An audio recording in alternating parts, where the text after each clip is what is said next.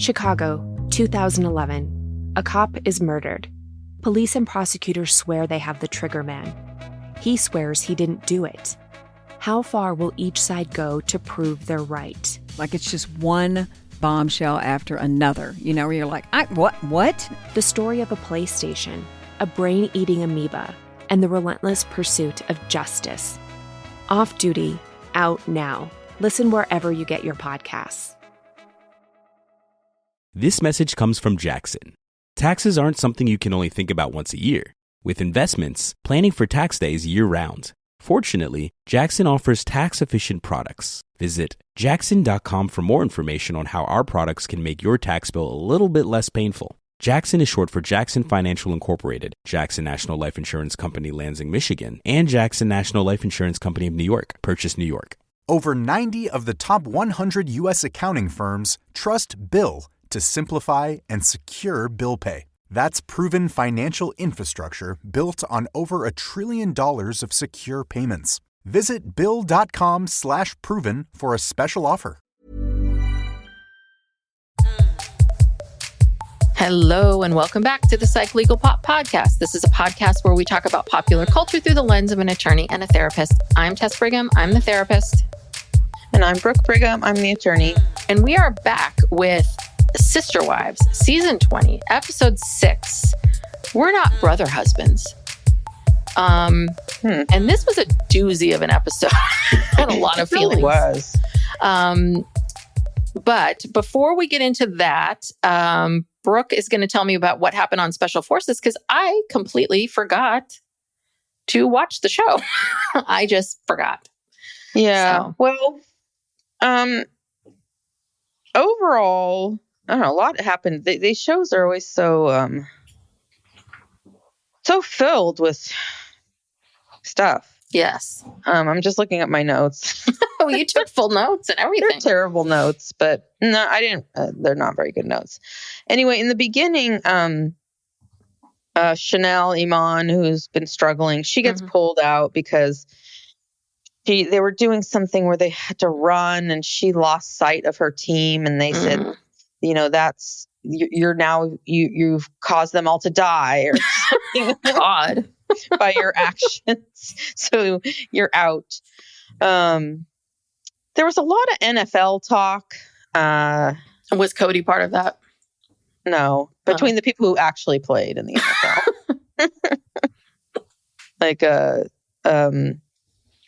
NFL. What's the guy's, Jesse Decker's husband? I don't know. I think Sean Johnson. Yeah, I think East. That guy, he was in the NFL. That much I know. Yeah, Randall Cobb. And then I think there's one other guy, and maybe it's Jesse. It's the Decker guy. Okay. Yeah. So there's 3 NFL people. Yeah. All right. Okay. So the big thing that Cody excelled at was they had to do this thing called the postman's walk. And basically it's like these cables between 2 mountains that you have to walk across. There's like a cable that you put your feet on and a cable that you hold on to with your hands. And of course they've got like they're hooked up. If they fall, they're not going to fall to the ground. But the very, very flimsy cable, very hard to control. And you're up, 200 feet in the air or something. So it looked terrifying. 170 feet. Wow. And you only have so much time. You have a team. They put them in 3 groups, and you only have so much time for your whole group to get across. Oh, so you can't spend out. Oh, yeah. That's interesting. You gotta go fast. Yeah. So Randall Cobb goes first. He does it in like 2 minutes. Gia almost makes it. She was a couple seconds late, so they failed. And then let's see, the second group, they did it. They passed. That was Mark Estes and Jesse James Decker. then, Who was Cody's partner? I don't know. Did I even write this down? These are the saddest notes. Yeah, these ever. notes. I mean, all we care about is Cody.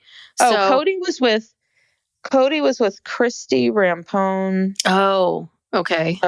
And she's the one who has failed the most tasks. Yes. And it's interesting too, though she's a former Olympian. Yeah. But I don't think she's performing the way anyone thought she would.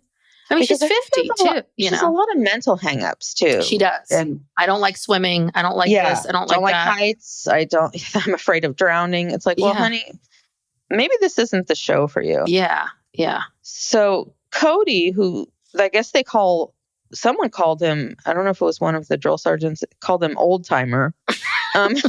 He did great. Mm. He was like super, super laser focused. Mm-hmm. And moved really quickly, and I think probably had the best time. Wow! In terms of it was all those lights he strung up in the cul-de-sac. Yeah, he's used to that. He's used to getting up on flimsy things and. Yes, and and Cody is performing in this show overall very, very well. And you think to yourself, Cody, why couldn't you put this kind of laser focus? Into your life, to your real life. But the things that he's doing well at these tasks that you don't have to think a lot about. They just say, get from point A to point B, get your body from here to there. And I do think there is a huge mental part of that. So I think he has the mental fortitude and the ability to do these physical things. Truly, the times that he gets himself in trouble is when he's an asshole. When he is bossing these two, Gia and Brianna around. Yeah. And not listening to them when they say, hey, there's a dead man over here there's a soldier that's down. We need to grab him. Yeah. That's why they failed that task, because Cody didn't listen. So it's always been about Cody not listening. Yeah.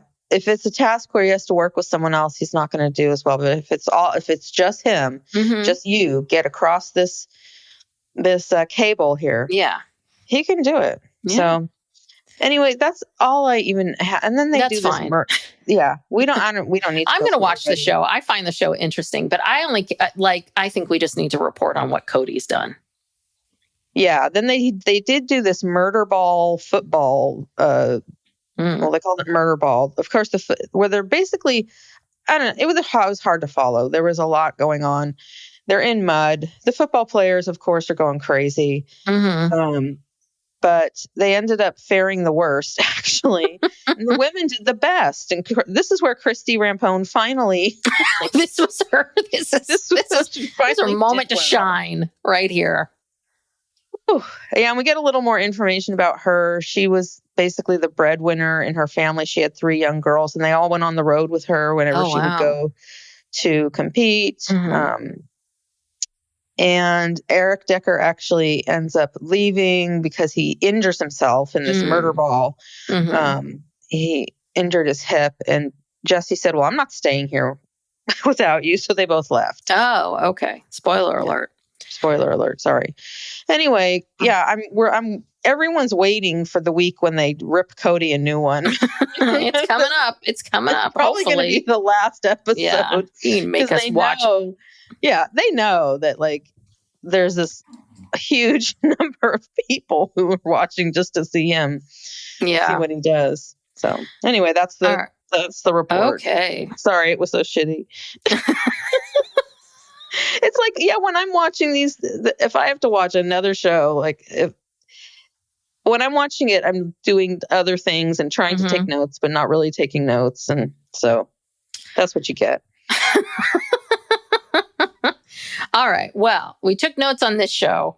Yeah. Episode 6. Sister Wives. All right. So we are starting in Flagstaff. Because Robin's getting the crystal out. She's getting the crystal out to put it in the hutch. The China hutch. The China hutch. And so... She's so what year are you living in, Robin? Yeah, no one really has these hutches anymore. And crystal... Yeah. And listen, people don't get China patterns anymore. We were talking about that a couple... People don't want that. People don't want China patterns. People don't want the crystals. People are, Just like, why do I need to keep all this go to stuff? Cabo for honeymoon or whatever. Or money maybe to buy a house because Mhm. housing's so expensive. I think back then you could be like, oh, they have enough money for a house. Let's give them Crystal. Mhm. But now it's like, oh no. You don't, Yeah, no no one one has wants enough that. money to afford a home. In fact, if you go into a department store like Macy's or something, they don't even have that stuff anymore. Remember when you used to go in? Yeah. There were all these China patterns, and they'd have tables where you'd see all the no, Steve and I went there and and did it when we got married. Yeah. Yeah. So, anywho, but so Cody's here to report. He just got back from Coyote Pass, and Justin is there, and I guess they have prospective buyers. This couple, I guess, that wanted to buy the property. They definitely are interested in 2 plots, but they actually made an offer on all 4, but it was too low. Well, in all this, he's so excited. He's like, we got verbal offers on 2 lots. Well, you know how much a verbal offer is worth? Nothing. Yeah. Calm down. Like, you just meet these people. There's nothing in writing. He's so excited. Yeah. Probably because this is filmed after, he knows that the whole deal went through. Oh, you think? I mean, possibly. I don't think they filmed this. I don't think they necessarily filmed this stuff in order. I think they film these big things and then they go back and they're like, oh, well, we need a scene with Cody telling Robin. This is such a fake scene. She's sitting there unwrapping 4 crystal wine glasses at the table. Very random, Yes. Well, for a fake scene, though, I will say Cody, his skin headband was really on display. For a filler scene, he needed some awareness of where his hair was at. Yeah, he lost sight. He forgot. He's like, oh, wait a minute. I have to keep it back like this. I have to keep my head up. Keep my head up. I can't tilt my head down.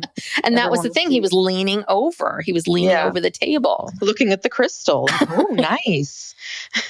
Yes. So, and of course we have to hear about Robin. Like, Coyote Pass is like a reminder of everything that we built and now that it's gone. And Cody gets into this whole thing about like, well, Robin's a very special person who feels deeply.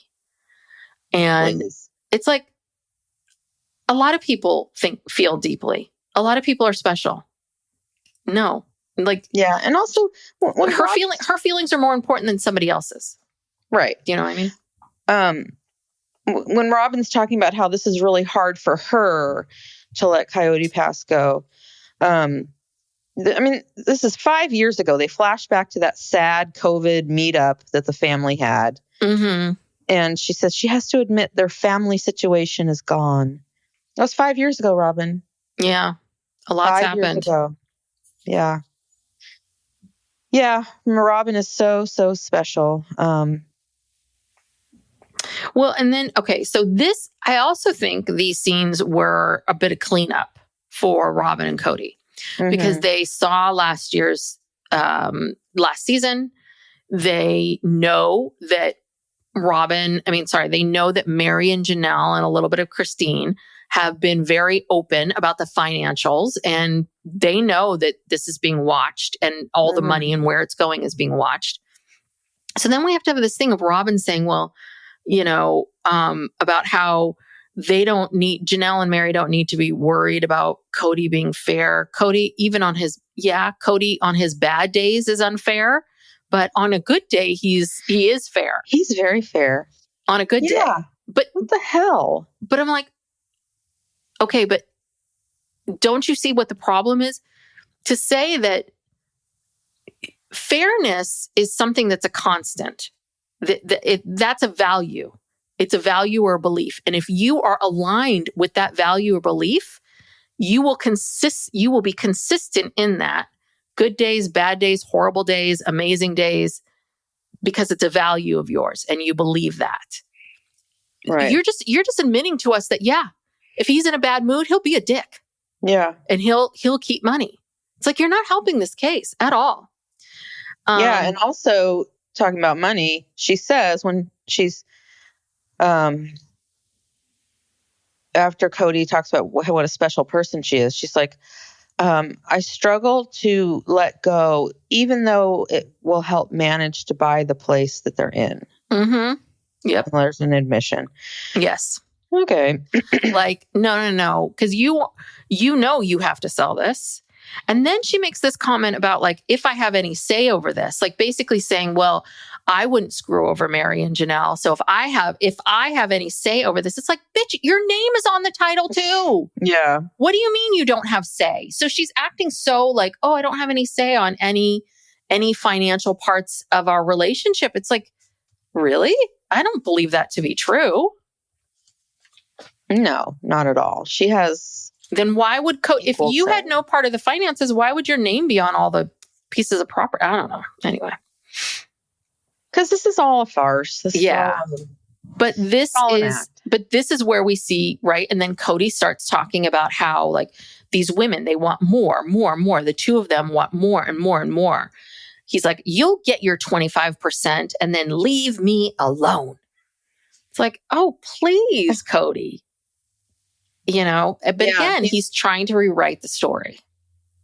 Yeah. I couldn't believe this. Yeah, he's talking about them, the two of them always wanting more. What? Huh? No, that's not the two of them. No. Janelle barely wants anything. Janelle barely had a place to live. Yeah. And it's like Mary, paid for all her stuff herself. And so did, Janelle. He hasn't even given them any money, hardly. Mm-hmm. Because, you know what it is? It's because lawyers, he got, a notice from a liar and goddamn these women. How dare they go and investigate their legal rights and go after me? How dare they use the system? They just want more. It's like, no, Cody, nobody wants anything from you. And honestly, I think you're the brokest of anyone. I am so waiting for season 30 when these two have no furniture in that house. Because, and Janelle says it too, it's a hefty mortgage. That is a hefty mortgage. Again, you have to come up with, even if it's their only even if they financed a big chunk of it, they still have to come up with $10,000 a month minimum to pay that mortgage. Minimum. Taxes, insurance, utilities. Oh yeah, maintenance. To heat the place, to cool the place, all of it. Yeah. Yeah. And they like to shop. They like to buy stuff. They like nice things. They like art. And creative paintings. We'll hear about that later. But that was so funny. But next, Christine and David are going on a date. Yes. To Cucina Toscana. Christine loves monogamy. She's just so happy. Monogamy. It's so easy. Mm-hmm. Well, yeah, you love monogamy because you finally get to go, like, you go out on date nights with this man. Mm-hmm. Like, this man actually wants to take you out, and he's going to want to take you out like every weekend. Christine got one of these with Cody every, 5 years. Mm-hmm. So. Yeah. So it seems like this is a dinner where, they have an assignment of certain things that they need to talk about. Yes, they do. Well, we do see all these talking heads of Mary and Janelle, and I think it's Mary talks about keeping score, and I think again, I think this is very much their personalities. Mary saying like any human would keep score, would notice, would care. Janelle, of course, is like, I was too busy to care. Mm-hmm. It doesn't mean that one is better than the other. It just means like, it's hard. It's a tough relationship to be in. And then we get into this whole thing about whether or not people accidentally call, like, does Cody get the wives' names mixed up? Or do I, or do the women, does Christine today call David Cody? And we have to go into this whole thing. And I swear, this is why Cody's such a child because he's like, well, there's sometimes where calling a different wife's name is terrible. I'm like, yeah, Cody, we know. We know what you're talking about. Yeah. And yeah, that would be bad. We got it. Okay. And then Mary says she often calls Jen, Janelle, or Christine. How funny. But they do say that Cody was good about remembering names, but we learned from Cody that he was just good at covering it up. And he actually did a pretty good job. I was like, okay, I see how you covered that. I will give you that. Like, you really did blend the beginning of Janelle's name into a sentence. Yeah. And so this is where Christine gets into this whole thing about feeling betrayed by Robin. Couldn't trust her. I couldn't trust her. Stop confiding in her. And anyone who's read Christine's book knows that she talks a bit about this in the book. But then Cody gives us the other explanation of it, which is Robin was being a good wife. Robin, by telling me how the other women felt, she was, almost like she was advocating for those relationships. Yeah. She was helping. Bullshit. And then Robin's like, well, they would come to me and tell me things. And so now this is the new reason. Okay, I can explain this away. I was, quote unquote, a naive fool. I thought I could help. Again, I don't believe you thought you were a naive fool, because if you were a naive fool, it would have happened once. Mm-hmm. You would have learned your lesson and it would never have happened again. Right. But it happened more than once. So that's not naive. She starts talking shit about the family. There's a lot of toxicity in this family, a lot of crap talk, a lot of nasty behavior back and forth. I don't think throwing us together in a room and seeing what happens is a good idea. Okay. Well, no one wants to be with you anyway. No one, yeah. Guess what, Robin? They don't want to be with you. They want to be with your kids. They don't like you. Yeah. And they don't like Cody either. Your kids are welcome. But no, they don't. Yeah. So, I mean, and Christine does go into that whole thing about, that she wants to be close to Robin's kids, but she didn't want to be close to Robin. But, again, just like with Cody, there are conditions. There are conditions with Robin. So Robin is making her children pick. Yep. And she's not even really giving them a choice. Because she gave her narrative to her kids to make Christine look bad, like she didn't care. Yeah, they don't want to be with us. Yeah. Christine told me that she doesn't want to have a relationship with us. Mm-hmm. Yeah, that's helpful. Yeah. Robin. And then we get a little bit about Christine and Mary's relationship and, blah, blah, blah, blah, blah. I think Christine was very hurt by whatever transpired between her and Mary. And Mary, I think, had more of this attitude of, okay, well, that was 2 months ago. I was mean to you 2 months ago, but what about today? It's interesting to hear how Mary perceives these slights and hurts and how Christine perceives them. Mm-hmm. And again, I think this is a personality thing. I'm a Christine. Like, you hurt me, fuck you. Nice knowing you. Mm-hmm. Like, I am, and I will be nice to your face. I will be pleasant. I will work with you. I will do all those things, but you don't ever get to come back into my circle. You don't, you're gone, you're out. But there's a lot of people that aren't like that, that are like, yeah, fine. So. Yeah. Well, then we have, God. the world's most awkward video chat. They keep calling it a video chat. I guess they can't say Zoom or Zoom. Yeah, is that trademarked word? Probably video chat. And Robin says it's just too heartbreaking for her to be there. Yeah, so I can't be there because I've got to sort this crystal. I'm too hurt. I've been hurt the most. I just can't take it. Gosh, Robin, working must be so hard for you because everything hurts you so much you cannot work. You can never do anything that pertains to you. No, you just walk around being sad. God. Yeah. Well, again, it's hard to tell if this is editing or what's going on here, or if this was filmed after the fact. We don't know. Yeah. But, Cody wants to chat. Yeah. He was like, "Hey guys, how you doing? How's it going?" And Yeah. they're both just kind of like, "Fine."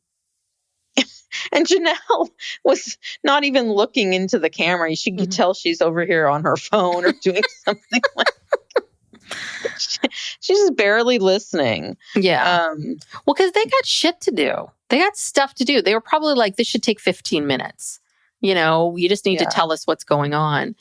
And again, I mean, he's like, he keeps, and then he doesn't get that. Like, they don't want to have small talk with you. Like, we've all been in a million of these online meetings. Like, quickly if people want to do the small talk or not. So, but again, he won't go to it. He's like, Zona. I mean, like, fuck, stop. Shut the fuck up.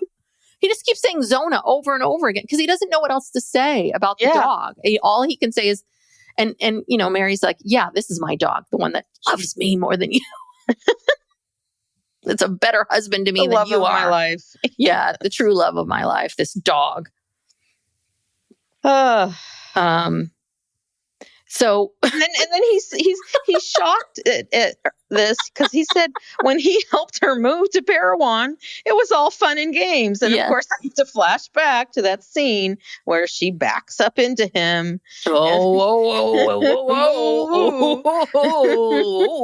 And she just laughing and laughing. He was too, to be fair. Yeah.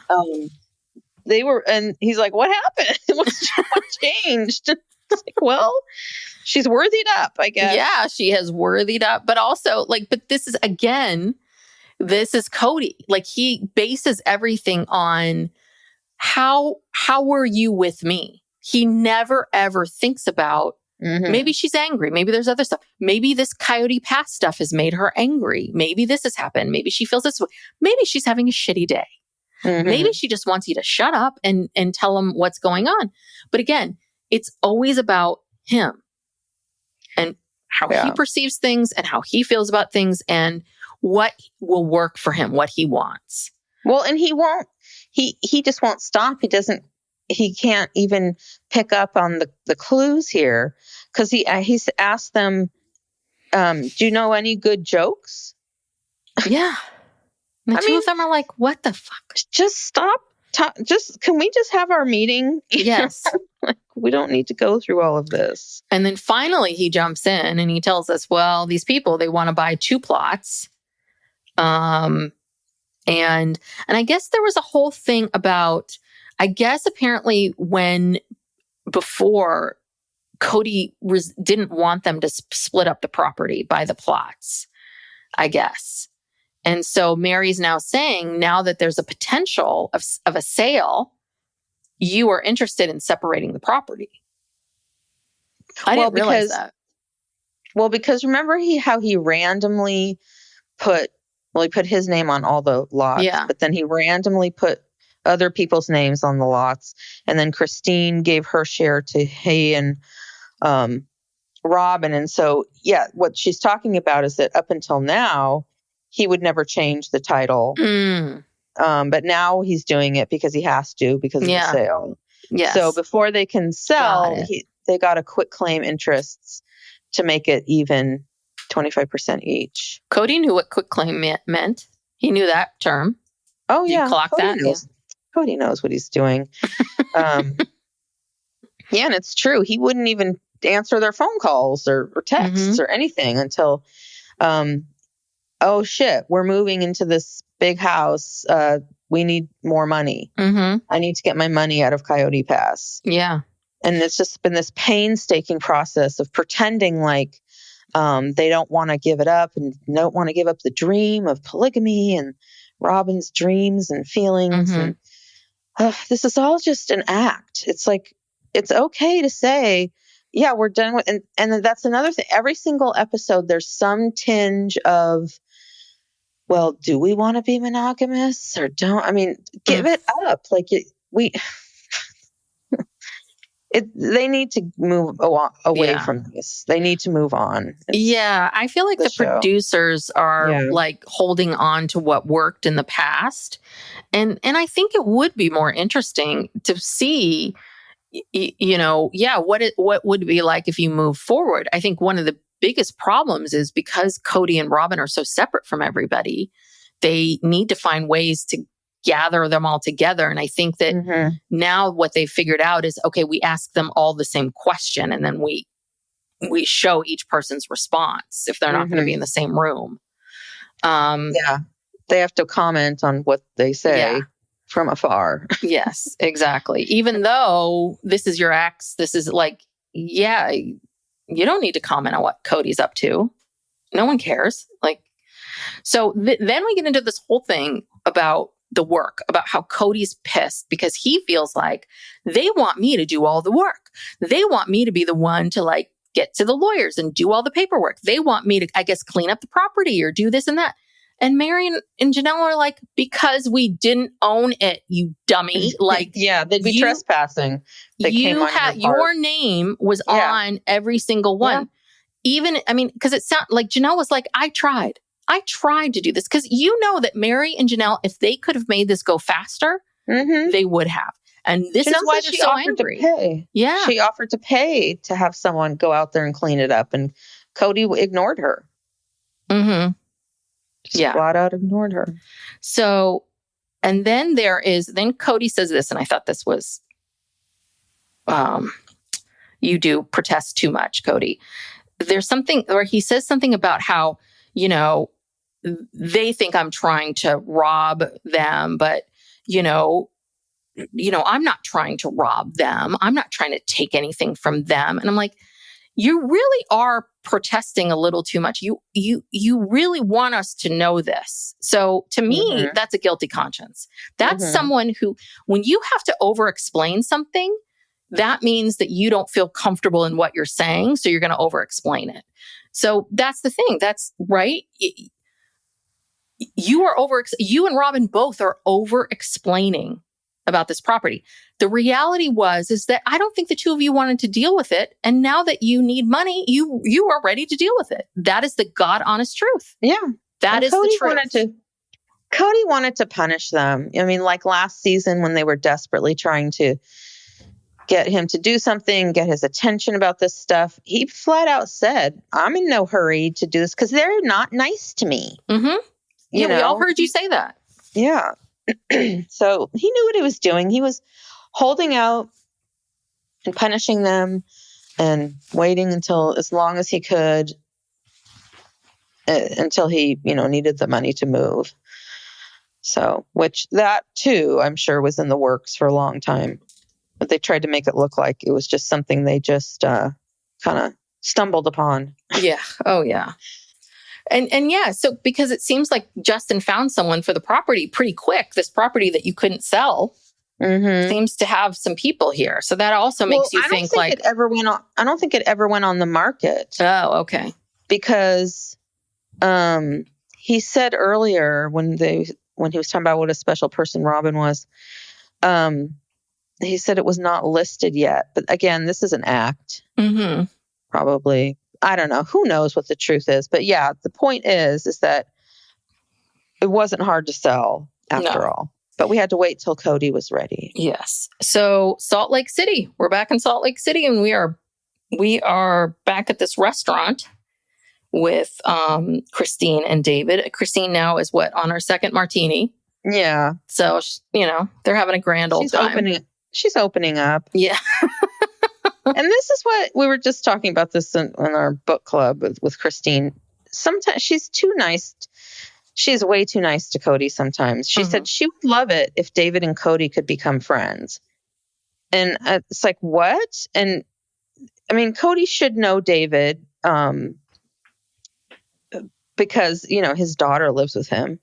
But why do they have to become friends? Yeah. And then later on in this conversation, she even goes so far as to say that Cody is a good man, a good person. And I'm just like, what the fuck? And she says, do you guys want to go on a trip together? What? Why, Christine? Mm-hmm. Why David? Why would David want? I don't know. Well, so then we get into this whole thing with Cody, who says, well, David is living with my daughter, so I should know him.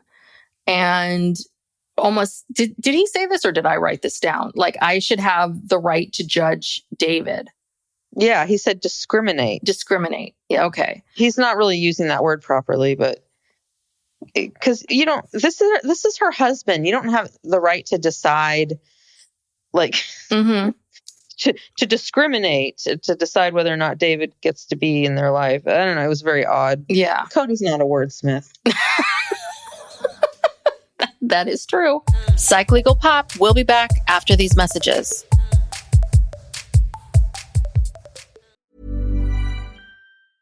This message comes from Jackson. Taxes aren't something you can only think about once a year. With investments, planning for tax day is year-round. Fortunately, Jackson offers tax-efficient products. Visit jackson.com for more information on how our products can make your tax bill a little bit less painful. Jackson is short for Jackson Financial Incorporated, Jackson National Life Insurance Company, Lansing, Michigan, and Jackson National Life Insurance Company of New York, Purchase, New York. Chicago, 2011. A cop is murdered. Police and prosecutors swear they have the trigger man. He swears he didn't do it. How far will each side go to prove they're right? Like it's just one bombshell after another, where you're like, what? The story of a PlayStation, a brain-eating amoeba, and the relentless pursuit of justice. Off Duty, out now. Listen wherever you get your podcasts. And then Christine brings up brother husbands. You two would be brother husbands. And then we have to learn about where we get this thing, the brother husbands. But have you not noticed? I mean, David was repelled by this, as was Cody.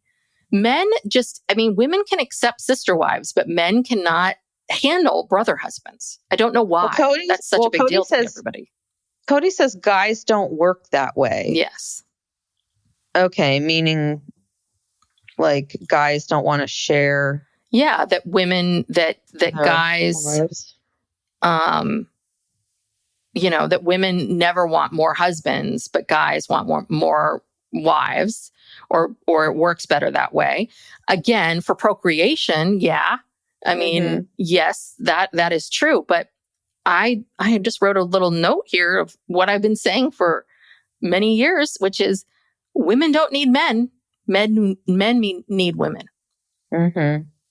Men need women.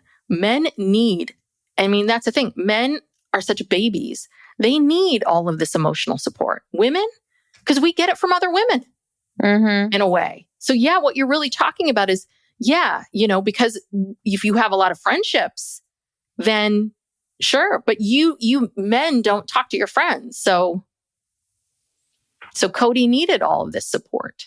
Mm-hmm. Ugh. Anyway. Yeah. Anyway, I don't know why I guess this is a storyline. Yeah. But I don't know why why she would even want this. But again, I think we're back to, they need the show, they need the money, they want the money. I mean, listen, Christine's for going out on doing these rental properties. Maybe she's also sort of looking at, not just sort of attaching herself to David and his money, but being, maybe she's like, I want to build my own stuff in my name and some of these other things. So anyway. Yeah, they all need this show. They all need the money. Now we've got, the adult children involved, and they're in parts of storylines and they're getting paid. And so, they all need to do it. And so I guess they're going to do it until it just runs out and make the money while they can. Well, and so I think this is why Christine's going along with the program I think they sat her down and said, we have to get you guys all together. We have to get you in the same room. So how are we going to do this? And I can understand Christine being like, oh God, so David can just go. I don't want to go with you. Like you have guys and I'm just going to stay over here. But you know what? We need to go back to Flagstaff because we're still on the Zoom call. The Zoom call is not over. Oh, God. The Zoom call of death and sadness. It is still happening. And then we have to listen to Cody mansplain how, property sales work. And, he's talking about verbal offers. It's an agreement of trust until they get the title work done to get everyone paid equally. And it's like, okay, so slow down, slow your roll, Cody. Mm-hmm. You have a verbal offer, which again, is not worth anything. Yeah. And I don't know, you don't know if it's going to be 2 parcels or 4 parcels. And he's explaining this all to them. And, they're just kind of going, yeah, okay. Well, Mary's like, I got my paperwork. I'm going to get it notarized today and I'll send it to you. I mean, this isn't that difficult. It's not that hard. Cody's, he's really talking down to them. Like they don't understand this. How complicated these lawyering things Lawyers can be. Are. Yeah. Lawyers, they're complicated. And, I mean, yeah, but what's this whole thing for he's talking about looking for closure. He wants closure to the end of all of this. Well, he doesn't want to be financially tied to them. They don't want to be financially tied to you. They haven't wanted to in a long time, and you've been preventing this. Yeah. No shit. Yeah. I mean, this is where Janelle's kind of like, I don't know. I don't have any, because Cody keeps coming back to, the memories of Coyote Pass and blah, blah, blah, blah, blah. But Janelle's like, I don't know. It's just the evolution of what happens. I have a new dream now. It's it's in North Carolina. So I need my money out of Flagstaff. And then we do get a really brief scene of the infamous Cody Janelle fight. Oh, that was so good. And she said, at this point, it was probably 3 years ago when this was the filmed. way she said it was 3 or 4 years.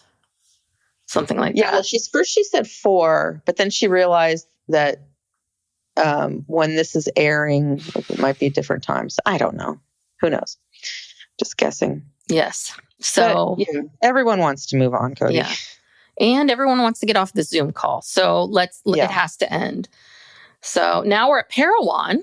Because Mary and her partner, Jen have to have a conversation about. Well, they have to build a desk. Yes. She's helping him build a desk.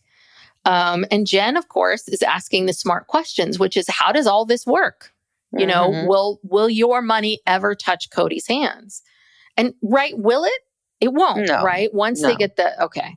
That's why they're doing the deeds first to get all the interests correct. Mm-hmm. And then the title company will distribute the money according to the interests. Got it. Okay. So it will go through title. But she's assuming that Cody's going to screw him over. Yeah, well, you kind of have to assume that with him. But now another person who's dependent on this show and getting a check apparently is Jen, because she's Mary's partner. Yeah. I hope they're paying her.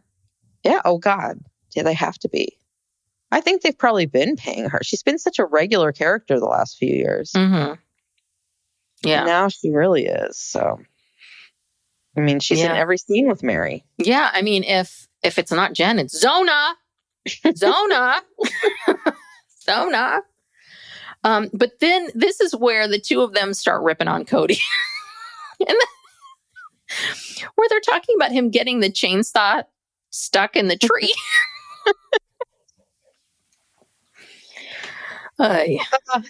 Which time? Yeah.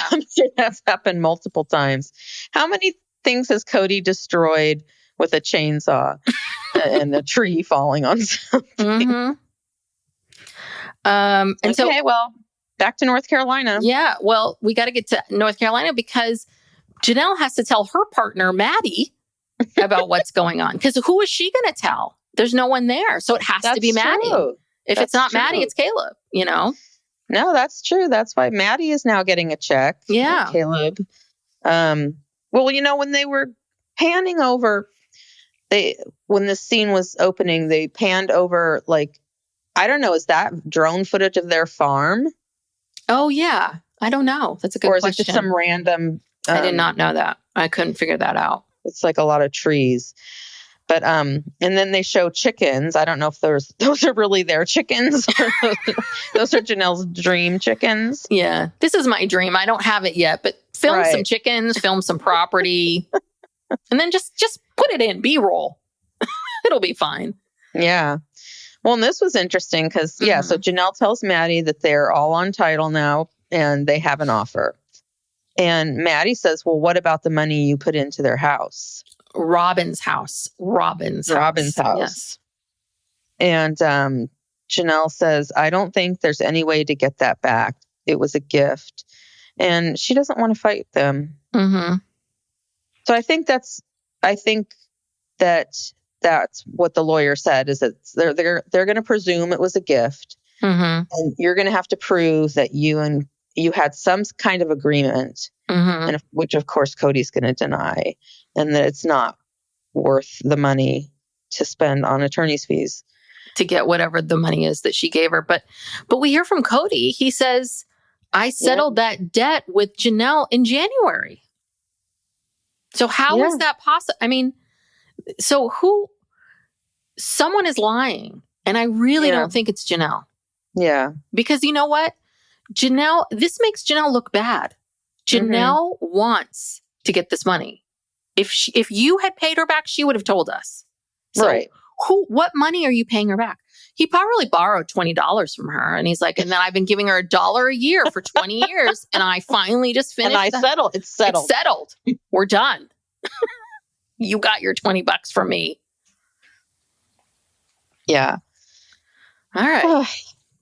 But good old yeah, we got to go back to Flagstaff now because it's time to hang the engagement photo. And I have to say that the painting.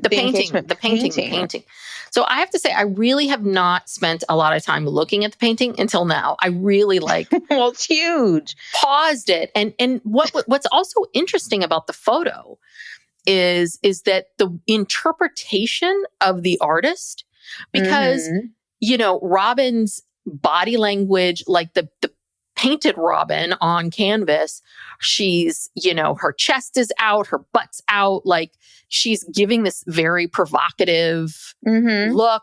There's sparkles. Well, that's the picture. The picture is this. Is she really bent that way? I just feel like this. Okay, maybe I need to go back and see the picture because you need to see the picture. This is spot on. It is. Okay, I felt like it was a bit more. I thought it was I knew it was the two of them like leaning up against the car, but I didn't know. I was like, their hips and their crotches are all aligned. Like she's pressed up against him face to face, her whole body. No, it's extremely provocative for a chaste courting couple who did not do anything physical before they got married. It's like, it's disgusting. And then you have this huge painting made of it, which Cody's friend from high school, who they sang together in the choir. I had no idea that Cody was a singer. Yes. Well, he's not. Did you hear him singing? He's not. No. I don't know if they're talking about church choir or... Yeah. Because he started singing some religious song. Show choir. What was it? Show choir? Show choir or church choir. I don't know which one. But yeah, and his friend's name is Crystal Brown. They give credit to the artist. It's probably one of his cousins or something. Crystal Brown. Yeah, but they both think this painting is beautiful. They really think this is really special. Yeah. It is the tackiest thing I have ever seen. I mean, you're better off just blowing up the photo. But he wanted to make it special because it painting and, this and that. And and Robin says, I love the painting, but I'm just shy. So she's a little uncomfortable about having this big She was grinding up on Cody's crotch. Yeah. So let's put it in the dining room where everyone can see it. Let's put it above the table where we eat every night. Right. And the kids will have to look at it. But I'm so shy. Shy. If you're really, that painting should go in your bathroom and no one should ever go in there. Also, it's so low class. It's so Posing tacky. on a car, that's like so high school. Like, who poses with their fucking car? That's how much he loved his car. The two Yes. things in the world he loved the most, Robin and his car. Yeah, exactly. No, it is. It's terrible. I mean, and just all of it. The painting is so tacky. All of their art is tacky. All of their taste is tacky. I mean, Oh, they love art though. They love art. They love going to art galleries, art museums. mhm. But yeah, they love that tacky crap that you're like, who's paying for this? But it's them. We've figured out who it is. Yeah. Yeah. Well, I think this is in a bonus scene.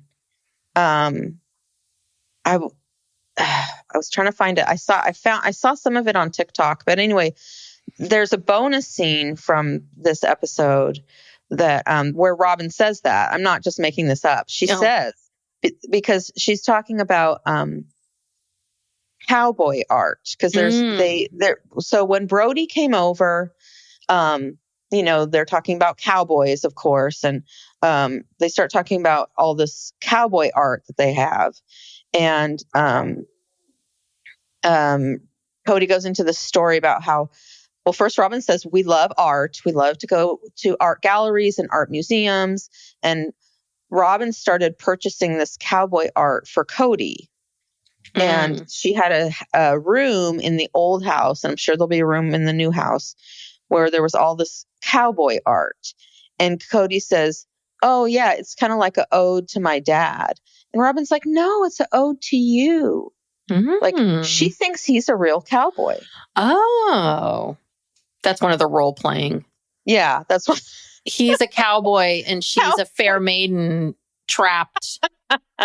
Lost in the woods. It's a cowboy / Little Red Riding Hood kind of thing. Yeah. And then she talks about the first time she saw Cody on a horse. Oh my God. And how that turned her on. Oh, yeah. Oh, it's a great bonus scene, everyone. Go out there and find it. I couldn't find it on the TLC website. I don't know where it exists, but it's on social media. You can find it. And, poor Brody, he's gone through a lot. He's gone through the tree thing, and then he has to sit there and he has to listen to this. Oh, God. And he actually is a cowboy. Yeah. He works on a ranch and, oh God, no, Cody tried to be a cowboy, I'm sure. But, he was instead he was in the choir. Oh God, there's so much material here. Yeah. But Cody has to tell us about how he got another one of those emails. He got another one of them emails from a woman. And basically it's like, well, okay, what is she, what's this email about? And he finally kind of spits it out and says, well, she's upset that he was quitting Plural Marriage, and because she wants to get to know us and she wants to join our family. So randos on the internet are emailing you. I think they probably are. Yeah, I'm sure they are. There's a lot of wackadoos out there. Yeah, and he says he's had a lot of letters, and he says, well, who doesn't like a little attention? And but he deleted it, but he wished he would have kept it to show Robin. Because you're my sweetheart. That's what he said to her. Well, you're my sweetheart. I want to tell you everything that happens. Okay. And then Robin looks a little worried. She says, again, this is probably, community theater acting, but she's like, are you interested? Mm-hmm. And here we are back again with this conversation of, will they or won't they live plural marriage? Yeah, she asks, why are you bringing this up? And I just want to say, an email, that whole thing about I feel like I need to tell you, it's like, it's an email. Mm-hmm. It's an email, really? Okay. Yeah. I don't know. I wouldn't care. Yeah, I'm sure they've had people, writing to them, emailing. Mm-hmm. Also, how do you get Cody Brown's email address? I don't know. Maybe they emailed TLC and then they forward everything to him. I have no idea. I All don't of know. his marriage proposals. Yeah, I don't know. See, that even sounds made up because, some rando is not going to be able to get a hold of Cody Brown's email. Yeah, I will just say back in the 90s when I worked in Hollywood, and so again, it's very different now, but essentially it was the studio. You could write to the studio if you were a fan of someone, and they would gather all the stuff together and, ask the person and their, the representatives, like, what do you want to do with this? Because there was a time where I remember Carrie Russell at the height of Felicity, they were talking, there was some talk about maybe getting someone to open all the letters and scan it and see if there's anything that's concerning. I mean, that's usually a lot of these letters are getting open because security wants to see what people are writing to them. Yeah. So, but I know in the world of email and text messages and, all of that, it must be very different today, but it's still, I think it's still the same sort of process. I think this is all made up. I really do. I think, again, they have to beat a dead horse, I guess, with this, because they. But I will say that the more they beat this dead horse, the crazier we get more and more stuff that comes out of these two's their mouths. Because Robin then goes into this whole thing about when a woman sees a married man that's attractive, that he's figured out all of his bull crap, and that he's a good dad, any woman would be excited. Like you? Like how you were? Because you saw a married man? Yeah. That sounds like you, Robin. Projecting much? Okay. Yeah. Except Cody didn't really have all that stuff down. No. Well, he did for you. For you, he was trying to be better and doing some of this stuff. But this whole idea, like her eggs would just drop. Like somehow women we are all so desperate to meet a man and be with a man and have children, because that's the only thing that is important to us at all. That's your goal. That's our big goal in life, is getting a man and keeping a man, even if that man is god awful, Well, and just the way she says it, she says, I mean, that's going to make any girl's eggs drop. It's like, no, it's not. First of all, you say girl, not woman. And this egg dropping, that's just crude. It's just, she has no class. She's so low class. I mean, it's crude, and it's also, it's so misogynistic.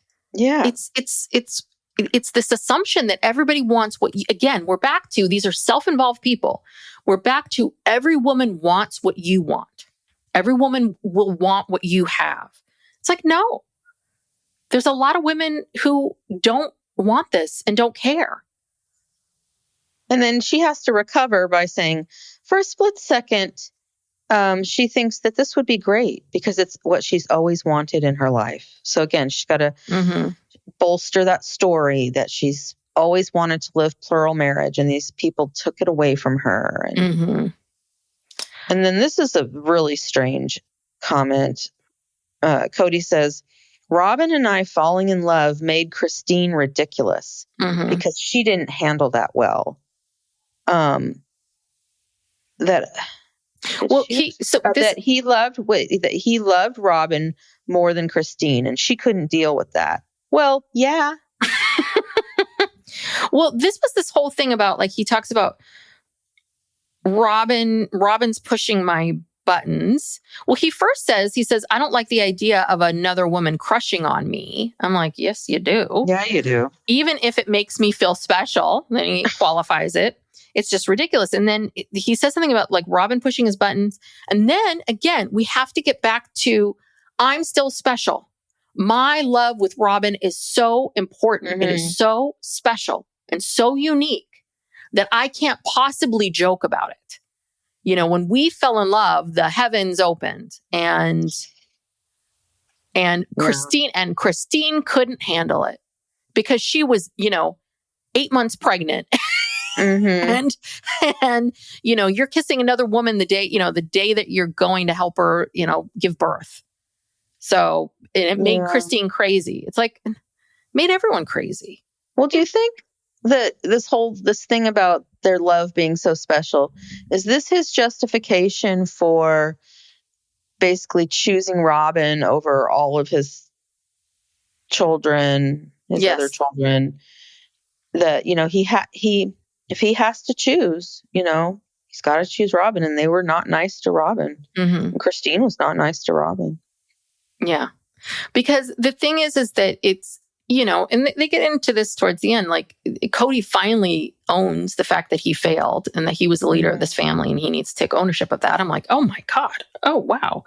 But again, he's not willing to completely take ownership of it, because what he really needs to say is, that was on me. I obviously didn't make Christine feel special. And apparently, and maybe it was because I had different feelings for Robin than I had for Christine.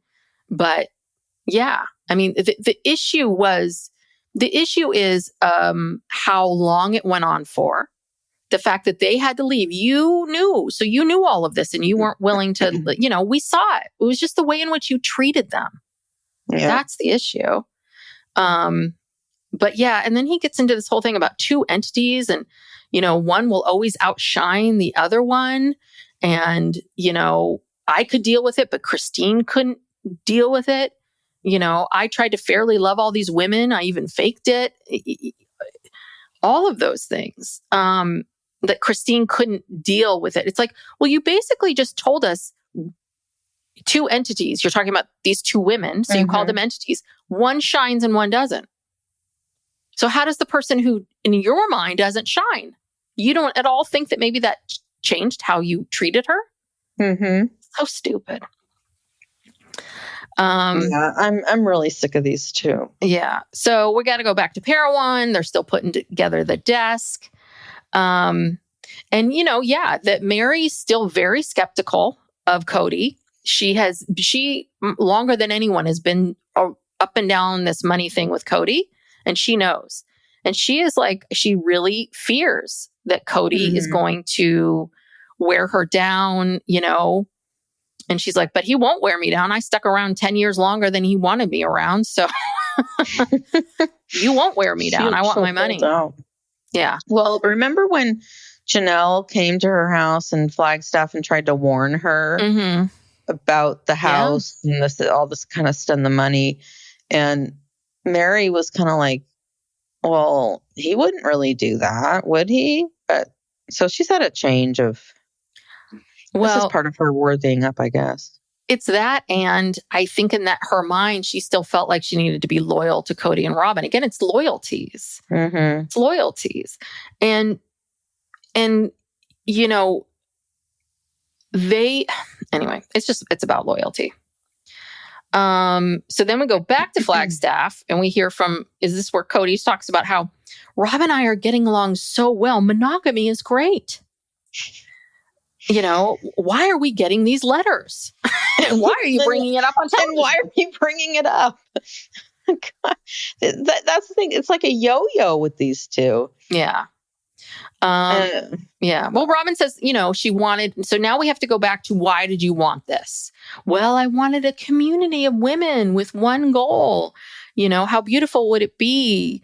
And she starts to cry over this whole thing of like having a man say to each woman, I have you individually and collectively, and all of those things. What's so great about that? Like, I don't know why. I don't know. That just means he has less time for you if he has all these other people and kids to take care of. So I don't know why you would want that, but okay. Yeah. Well, and again, there are so many backs you can have. That's the whole point. Hours in a day. Yeah. Yeah. I mean, when you say I have your back, like you're going to say that to a limited number of people in your life and mean it and believe it and can follow through with it. That's the other part of it. He was going to fail no matter what. I mean, that's the problem. He won't ever acknowledge it. But this is where he does, he talks about like plural marriage and all of this. It's a confirmation of my own failures. I did not have, and then we got to go back. I did not have the skill set to manage all these relationships. And I agree with that. And I would add, but you didn't bother to ever get the skill set. And again, this is back to you. I know you feel a little bit like you got bullied into plural marriage and that no one gave you the skills to do this. But once you got married and you're an adult, it's on you. So don't blame your parents. It's on you. Yeah. So, and then we get into this whole thing about how Cody needs to reconcile with the wives in order for the sake of the children. I need to own the failure of the family because I was the leader. I was like, okay, good. Finally.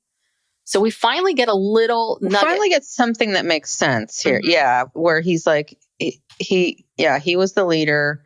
He failed. And Robin's like, yeah, you need to do that for your kids. So now we're setting up his next storyline where he goes on an apology tour. All right. Well, looking forward to that. God, that'll be interesting. Yes. So next time on, Maddie is going to give birth at any moment. And Cody doesn't even know she's pregnant. I wrote, David pushes buttons. I don't know who said that.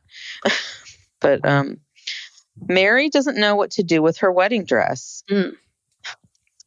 Burn it. Yeah. And she found, with the dress, I guess, she found a letter from Cody. Oh. So see what that says. That'll be interesting. Fuck you. I don't want to marry you. I don't know about this, Mary. Do you think we should change our minds? Yeah.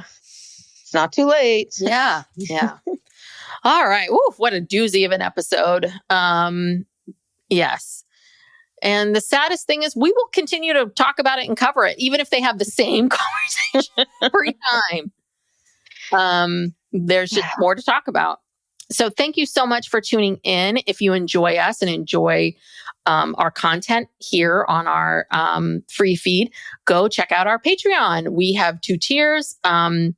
The lower tier, which is $5, you get all the shows ad-free plus a weekly bonus. And we talk a little bit more about our personal lives and a bit more of that there. And then we also have, for the $8 tier, you get all of those things. Plus you get a monthly true crime that's just exclusive for Patreon. We just covered The Perfect Neighbor. And it Ask Us Anything. You can ask us legal questions, mental health questions. And then also for our $8 tier, when we just wrapped this up, we have 9 episodes of Christine Brown Woolley's book for our book club. I bet you our book club is probably longer than her reading the book. Probably. Yeah, 9 hours. Yeah. I've never had an audiobook that was 9 hours. So that's there available for you as well. So there are other ways to support us. Please subscribe to the show. If you are a fan of ours and you have not given us a rating and review, that would be so helpful to go on Apple or Spotify or wherever and give us a 5-star rating and review. Please follow us on social media. We're on all the socials. We have a YouTube channel now. Go check us out there. Yeah. Tell a friend. Tell the world. Support the podcast. That's a big ask. Okay. Tell the world. Tell a friend. Just tell a friend. Tell the world. That's enough. All right. One friend. Okay. All right. Thank you, everyone. Bye. Bye.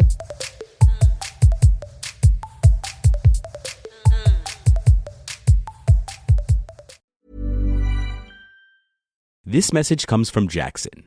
Taxes aren't something you can only think about once a year.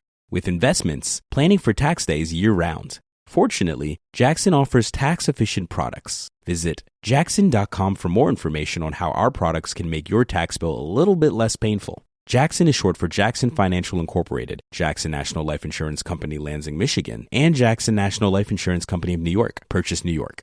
Over 90 of the top 100 U.S. accounting firms trust BILL to simplify and secure bill pay. That's proven financial infrastructure built on over $1 trillion of secure payments. Visit BILL.com/proven for a special offer. Acast powers the world's best podcasts. Here's a show that we recommend. Hi, I'm Pace Case. And I'm Bachelor Clues. We host Game of Roses, the world's best reality TV podcast. We're covering every show in reality TV at the highest level possible. We analyze The Bachelor, Love is Blind, Perfect Match, Vanderpump, and anything else you find yourself watching with wine and popcorn. We break down errors, highlight plays, MVPs, and all the competitive elements that make reality TV a sport. And we interview superstar players like Bachelorette Caitlin Bristowe and Big Brother champion Taylor Hale. If you want to know so much about reality TV, you can turn any casual conversation into a PhD level dissertation. You definitely want to check out Game of Roses. Acast helps creators launch, grow, and monetize their podcasts everywhere. Acast.com.